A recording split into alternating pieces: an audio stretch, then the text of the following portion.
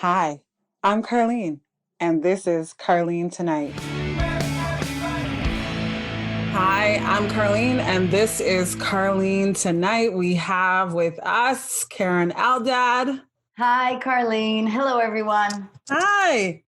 So I was looking at your resume. It's very impressive, Madame. TED thank you. Talk 2019. I mean, it's 2 years ago, so it must have been quite a different time compared to now.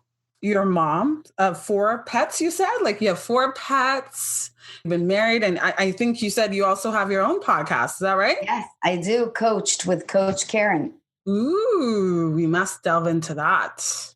You know, it's ironic because you told me that you just watched the TED Talk. I really, really appreciate it. That was actually recorded at the end of 2019, and it was called You Don't Know What You Don't Know. In other words, brace yourself. Life can throw you pretty much anything your way. And almost comically, we ended up with COVID, which is a year I don't think anybody could have anticipated, right? I don't think it was designed to be as perfect for the moment as it was, but it just ended up that way. Yeah.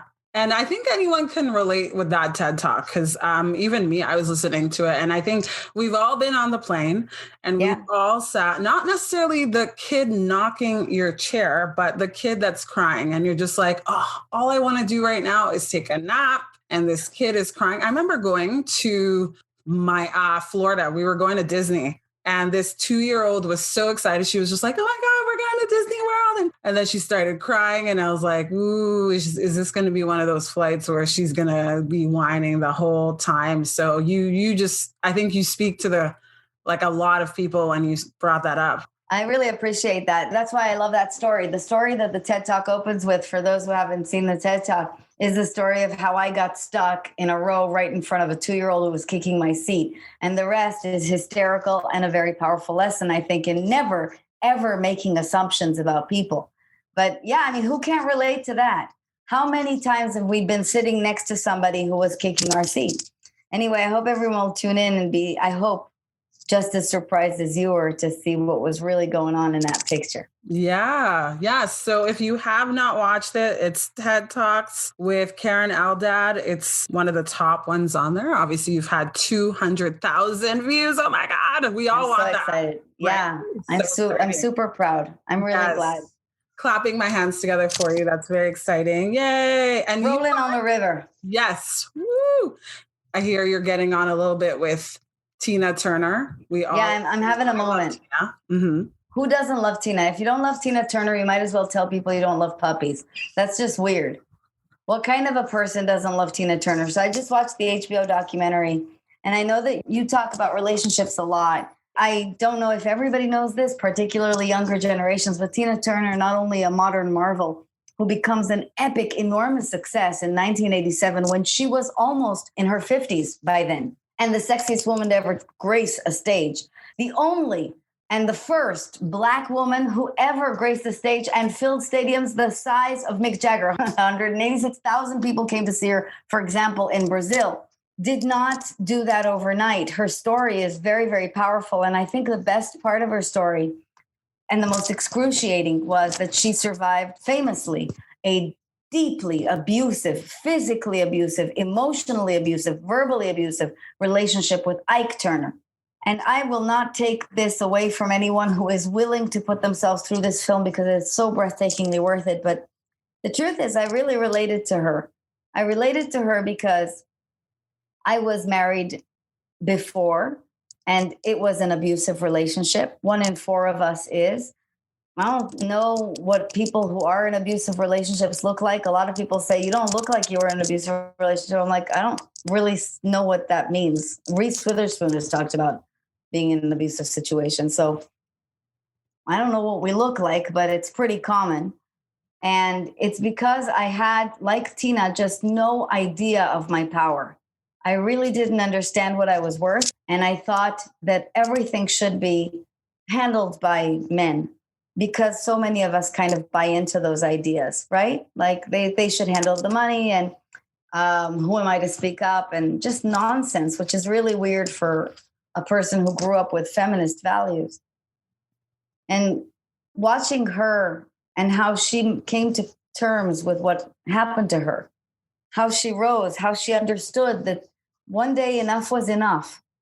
And that no matter how old she was still going to do it. She was still going to be the superstar. It really kind of gave me the validation I've always wanted to feel. It was breathtaking to watch her example. I want to live up to Tina Turner's example. And I definitely have in love. Like, she ended up marrying the love of her life, Erwin. And they've been married for more than 30 years, a gentle, kind, sweet man. And I have also married a very gentle, very kind, very sweet man. So it's a really nice place to talk about what do relationships mean to you, and how does that line up with who you're becoming? Yeah. We're talking about documentary, but we always, watch the movies in Hollywood and there's the happy ending, and we're all striving to find our soulmate. And it's hard, like you're talking about the relationship you were in before you got into the relationship you are in now. That's a better relationship. It's not as hard, because that's a hard relationship to be in. And absolutely. Yeah. But here's how anybody can find their soulmate, recognize their soulmate, and manifest soulmate love. Would you like a few tips from a world-class coach? Yes. Thank you, Carlene. That was the right answer.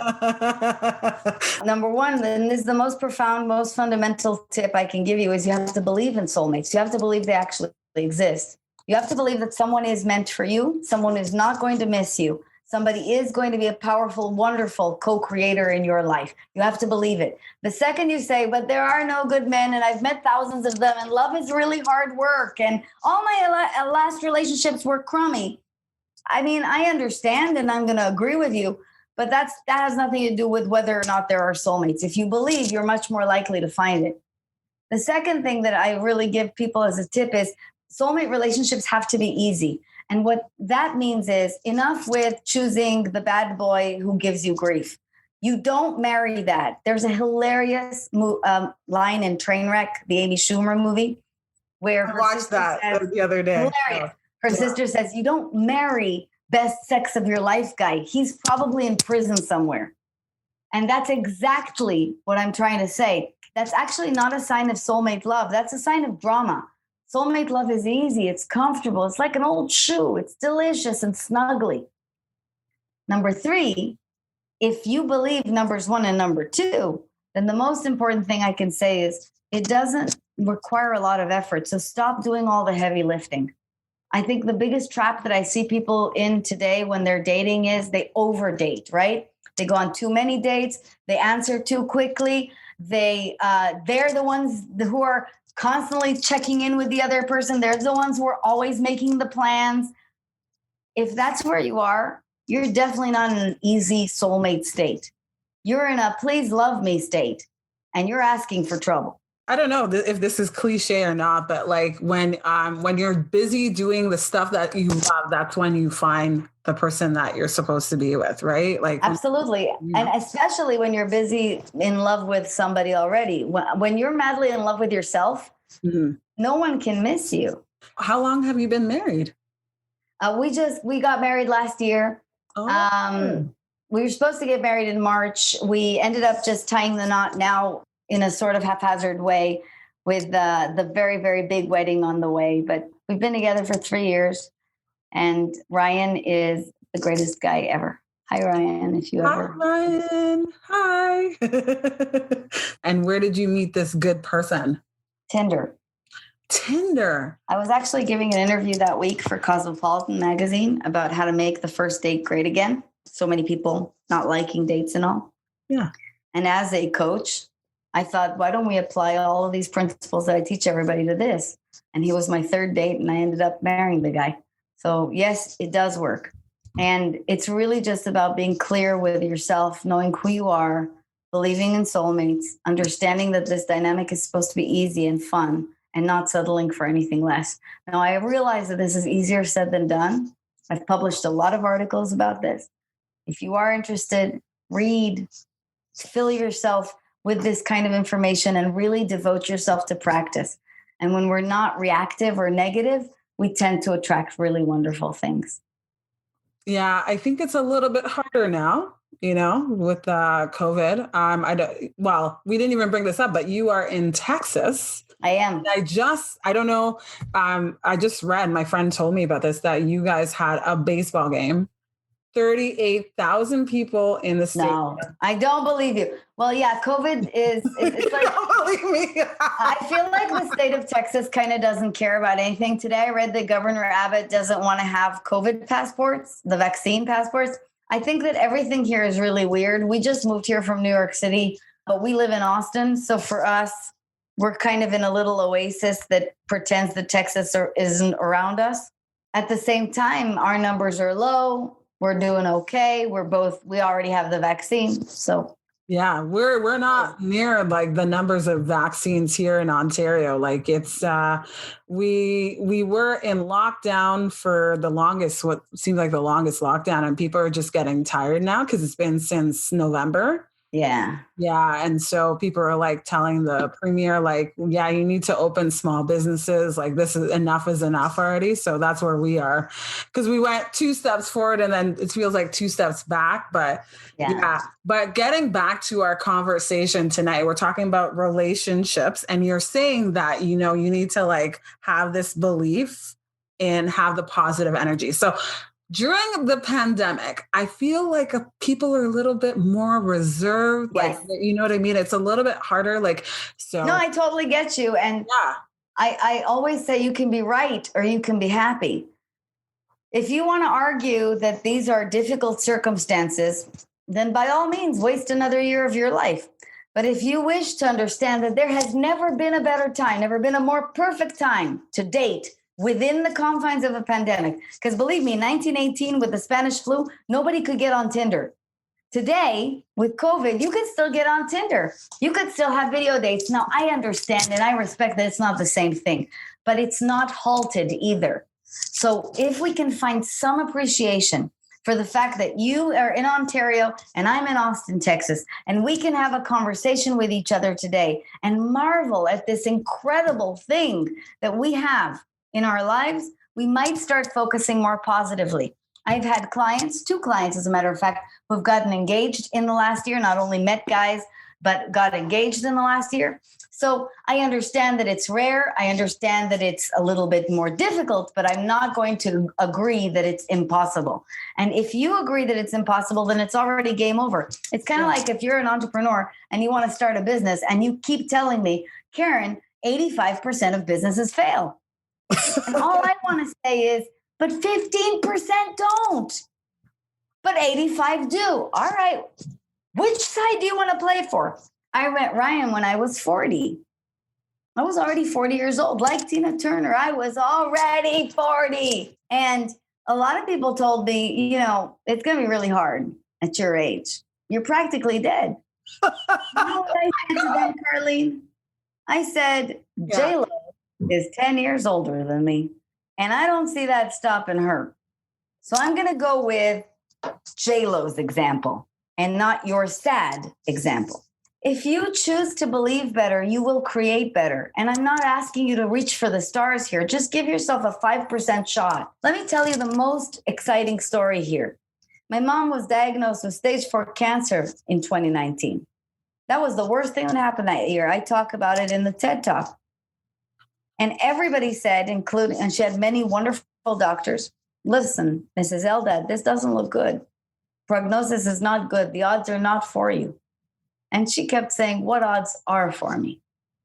And it's been a year and a half, and unbelievably, she has made a full recovery. She is 100% cancer-free. So all I can say is, maybe it won't cure cancer, but what have you got to lose? What have you got to lose? Mm-hmm. At least try to believe better. Most of us will marry somebody wonderful, hopefully, at least the second time around. Just go for it. Yeah. That's some great advice for whoever's listening. I think I believe what you're saying, because I think it, like you said, with the business, it takes just the mindset. I agree. There's a reason why men have advantages over women in work. And it's because when they're kids, they're socialized to play sports, to learn how to fail and get up and fail and get up and win. And we don't do that so much. I want us to all get into that mindset and level the playing field. It's okay if you fall. It's okay if you mess up. God will never give you something you cannot solve. You will figure this out. You're going to figure this out one way or another. You might as well. You might as well try. You might as well show up. Because if you don't show up, you're definitely not going to make anything happen. Yeah. So what's the plan? You're married. You've been married now and you're planning like a big thing when I guess things are better. October. It's going to be huge. It's going to be amazing. It's given me a lot of time to, choose many dresses, not just one. And we bought a house in the meantime. We've done a whole bunch of stuff. I completely changed my business because of COVID. I had to pivot very, very quickly, like everybody else. And I just think that this whole year has been so interesting because as crummy as it has been, it has allowed us to focus back. This year reminded me of the 80s and the 90s when I was a little kid, where you didn't have very much to do. You didn't have many screens to stare at. So you actually had to think. You actually had to read. You actually had to ask yourself what you cared about. That was a wonderful thing for me to go back to the 90s that way. And I hope that at very least people can see that there was some focusing that has come with this too. Yeah. Time makes us look back in time. And I don't know about you. You said you watched the Tina Turner documentary. I watched the Audrey Hepburn documentary, and it just reinforces like back then it was a different time. I read this thing, and I think for anyone who's listening, it said, if you are not going to use the time that you're given now, it had nothing to do with time. That's true. Mm-hmm. It's so completely true. Time is arbitrary. When people argue and say to me, I don't have the money, I don't have the contacts, I don't have the resources, I'm like, no. You think other people have more time than you? We're all moving through the exact same time. I don't care how busy you think you are. You and I both have 24 hours a day, period. But I will say that you can have more desire, more wherewithal, more guts. It's you, not time. Mm-hmm. And that's the difference, I think, between superstars and non-superstars. Non-superstars will always argue for what they don't have and really be very compelling about it. And if they want to be right, I never argue with them.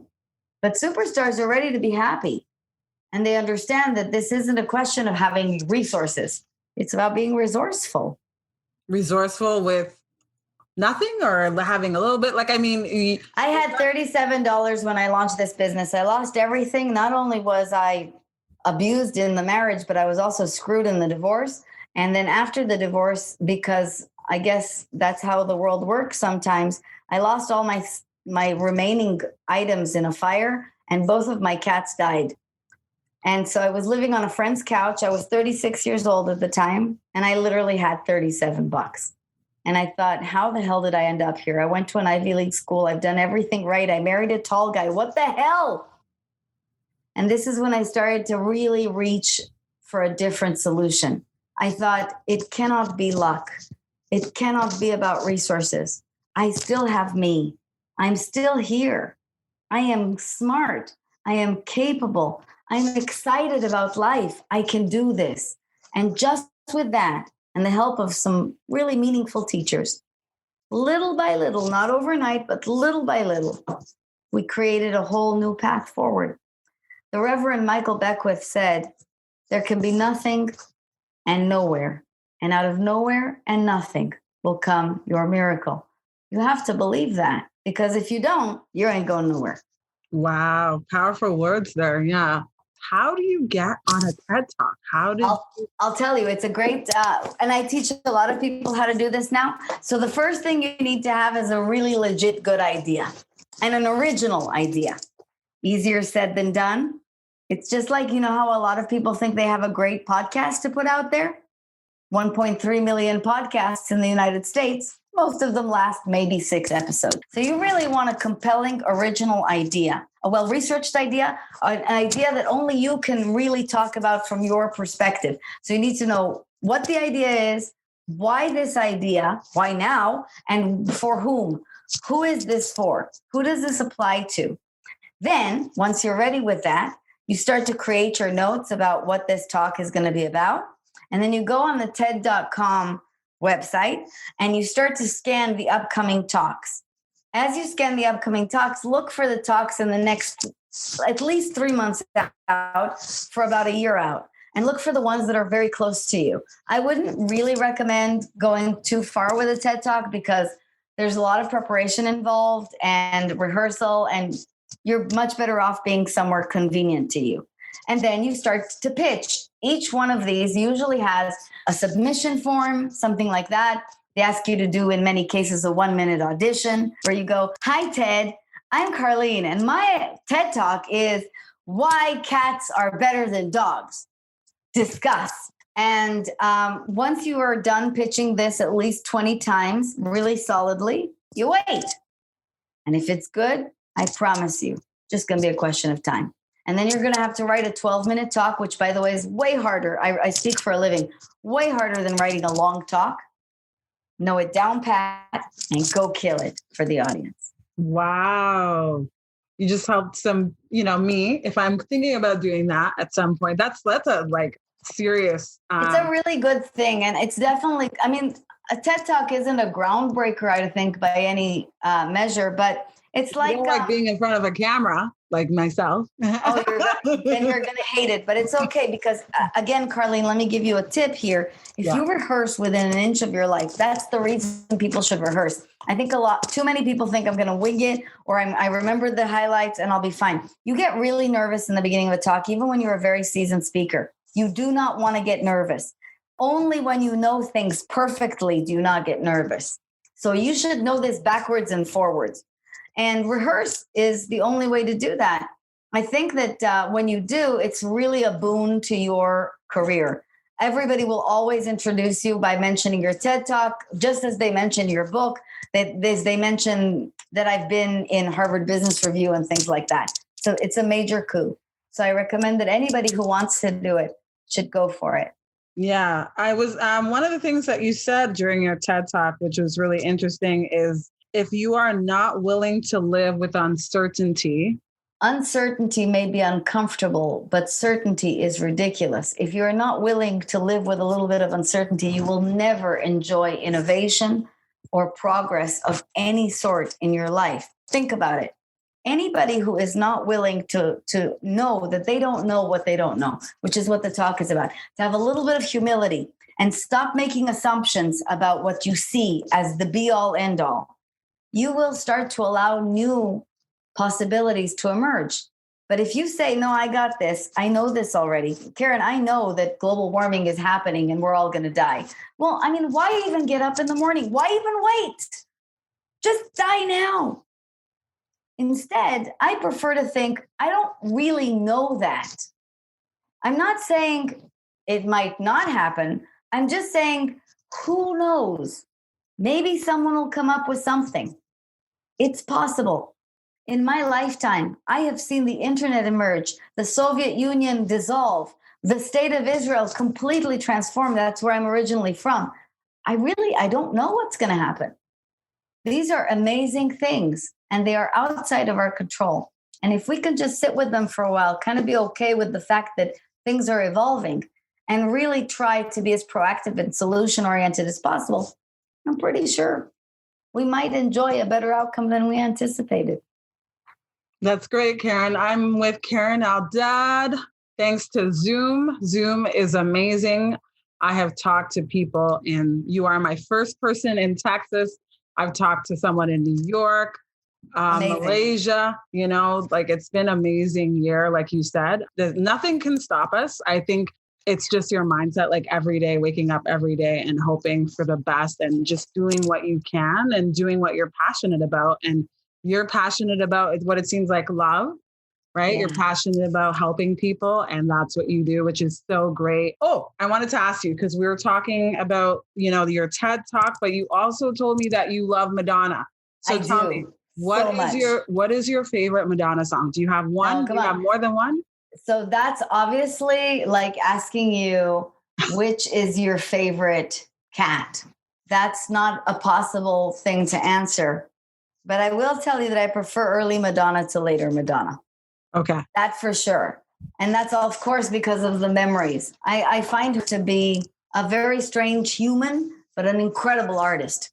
And she's inspired me a lot. I think some people were put on this earth to almost allow life to go through them so that we can benefit from their life. It's almost like they put themselves on an altar to allow us to see more light. Like Tina Turner going through a fire so that we can see more light. Audrey Hepburn, again, living a life that was difficult in many ways so that we can absorb their light. And in that sense, I see them as saints.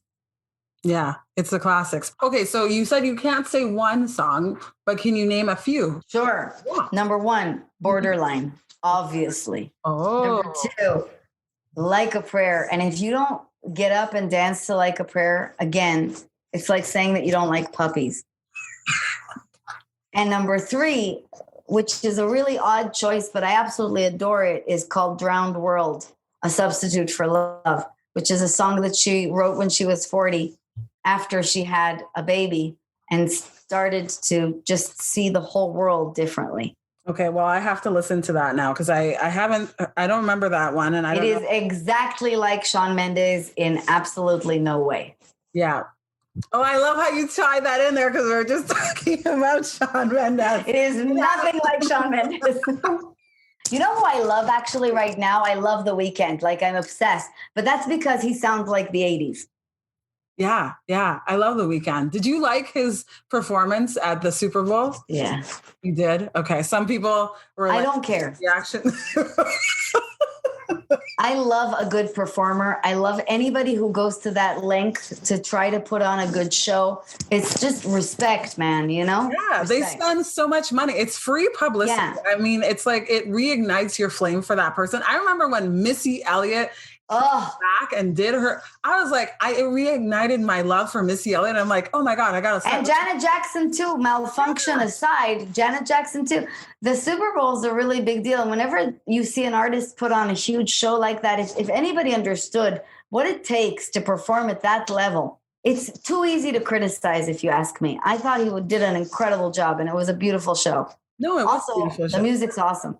Love The Weeknd. He's got so many great songs. Yeah, yeah. So I think music helps us now. You know what I mean? It gives you like that little boost. Yeah.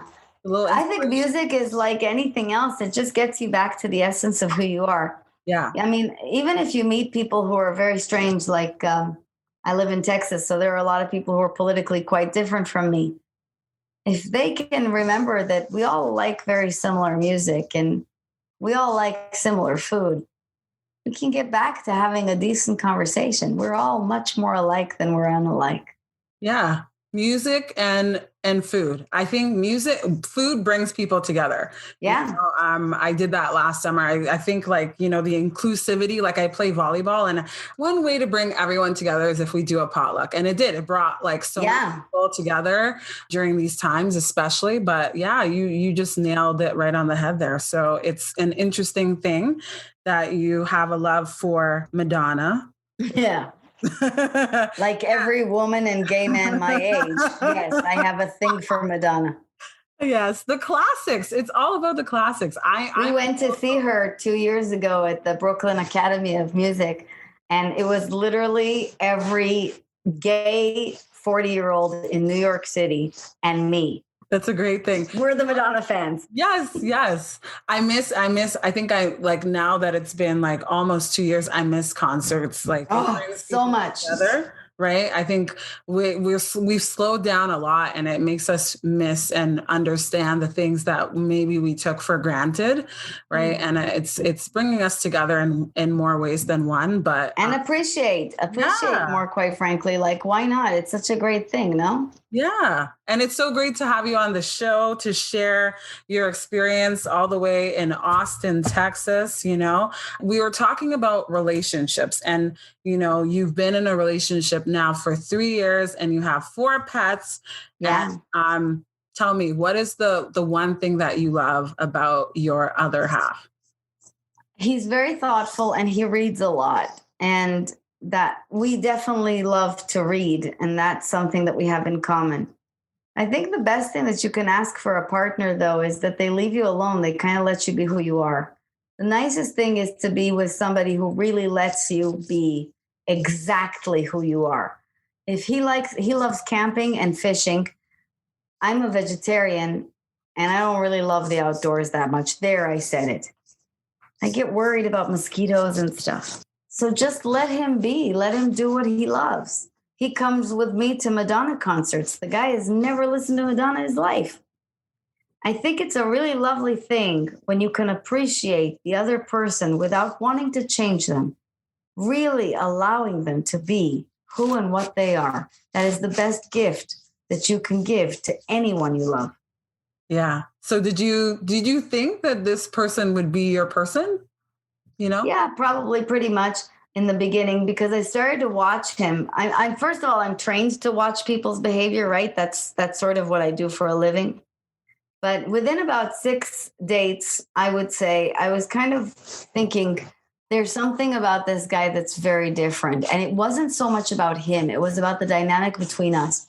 The best way I can describe it to you, Carlene, is the way Jerry Seinfeld described meeting his wife. Seinfeld met his wife, Jessica, to whom he is still married, when he was almost in his mid-40s. Until then, he had been, as he says, having a wonderful time as a single person. Then he met this woman, and he said that the first time she came to his house, which was very early in their relationship, he felt no shift in energy. He didn't feel like there was a new person in the house. He didn't feel nervous or anxious at all. He just felt as comfortable in his own house as he always felt. That's the feeling. That's the feeling.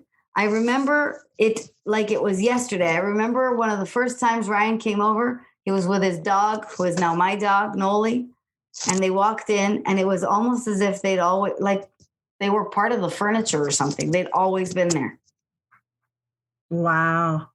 That's an interesting way of putting it, but I think it's like you're comfortable with that person and like this is the person that you can spend like all your time with. Yeah. And even if it's not like, I wouldn't say that it was an instantaneous, you've lived here forever, because we're definitely at a different degree of intimacy today. I never felt like he was watching me or I had to pretend to do something or be something that I wasn't around him. I wasn't walking on eggshells. Like none of that happened. That was really nice. I think that's what Jerry Seinfeld was trying to say about his wonderful wife. Yeah. And you went through like a really hard relationship too. And, you can relate to Tina, and that's really, thanks for sharing that. Like, the fact that you're able to share that is important too, because someone who's listening can, hear your story and still believe that even though you've been through like a hard time in life, like you still have that belief that you could find the person that you're supposed to be with. You know what I mean? Like, no, absolutely. And it's so funny because now I see how clearly and how easily I fell into this wonderful, easy, comfortable relationship. Today, if I look back, just if anybody's wondering if their relationship is easy, well, let me tell you about what the last marriage was like. On our first date, I remember him saying, "How old are you? Because you look like you're over 30. And he was trying to insult me when he said that. And he kind of pinched my arm. I must have weighed like 117 pounds at the time. And he was still like behaving like I was fat, which became a theme throughout our marriage. He called me fat almost every day. When somebody insults you, even lightly, anywhere near the beginning, I hope that makes your ears perk up. They're probably trying to control you. They feel insecure. There is no reason to ever insult anyone for any reason. Ever. It's never acceptable. There's no such thing as a gentle insult. And so the reason I'm open about that is because I think that, Carlene, more people than you think are in this predicament. And I wish everybody this kind of love, freedom. That's what I want for them, for me, and for Tina Turner.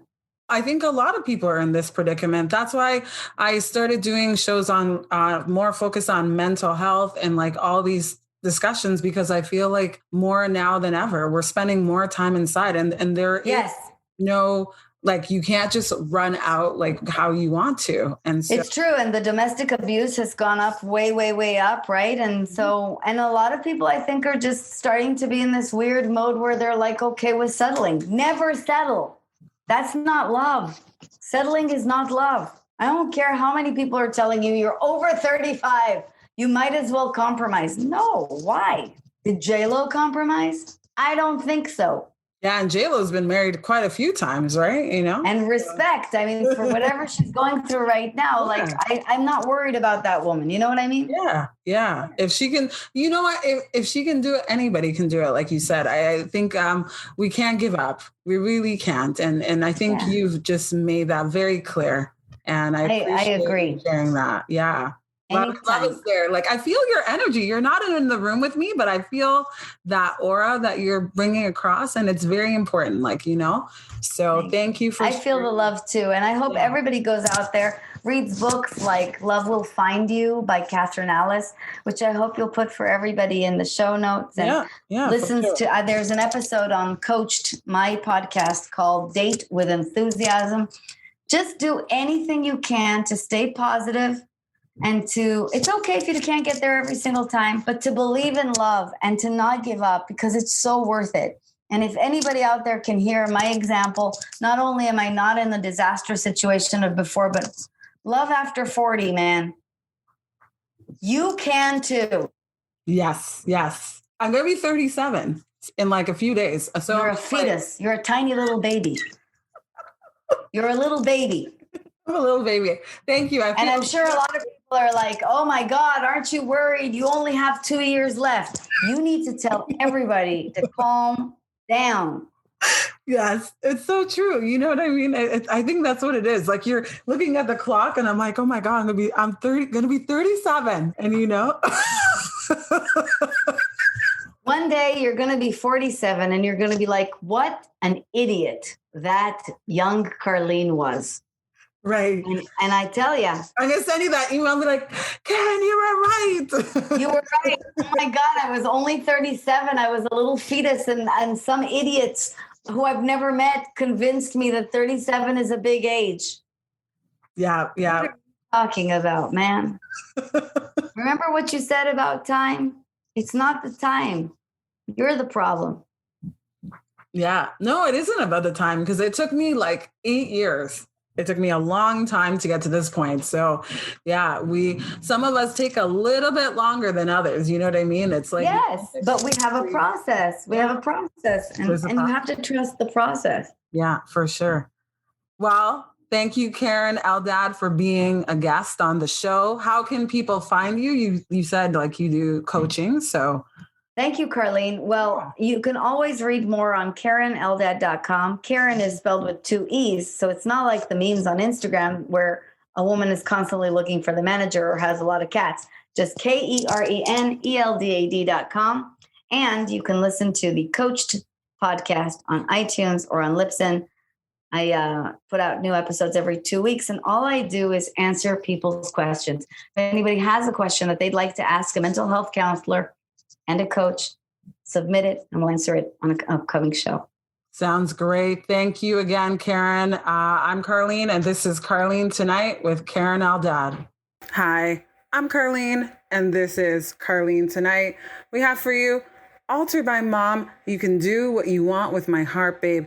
This song is actually featured on CBC's Kim Convenience, Season 5, Episode 2. If you're a Kim Convenience fan, I definitely suggest you check it out. Again, Altered by Mom, you can do what you want with my heart, babe.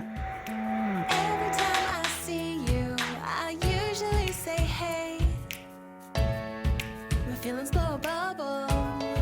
I float away, I look for an exit I usually can't find. My body doesn't listen and tries to hide. If we're gonna talk about it, I want you to know that you can throw it out, you can break it up, you can do what you want with my heart, babe. Just bring it back. You can keep it safe, you can hold it close, you can do what you want with my heart, babe. Just bring it back to me, to me. You can do what you want with my heart, babe. Just bring it back to me. Tomorrow if I saw you, I'd smile and move on. Even though my heart is breaking, when I sing the song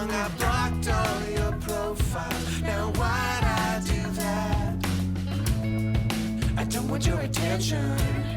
Let's avoid the past. If we're gonna try to forget, I want you to know that you can throw it out, you can break it up, and you can do what you want with my heart, babe. Just bring it back. You can keep it safe, you can hold it close, you can do what you want with my heart, babe. Just bring it back to me.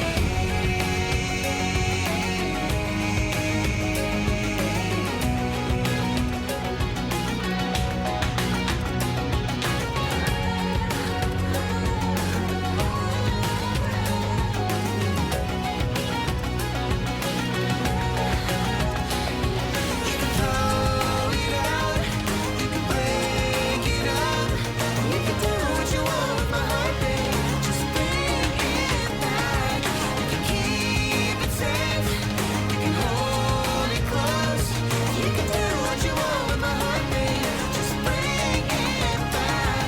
You can choose to stay, you can run away, you can do what you want with my heart, babe. Just bring it back to me. We're Altered by Mom. And this is Caroline tonight.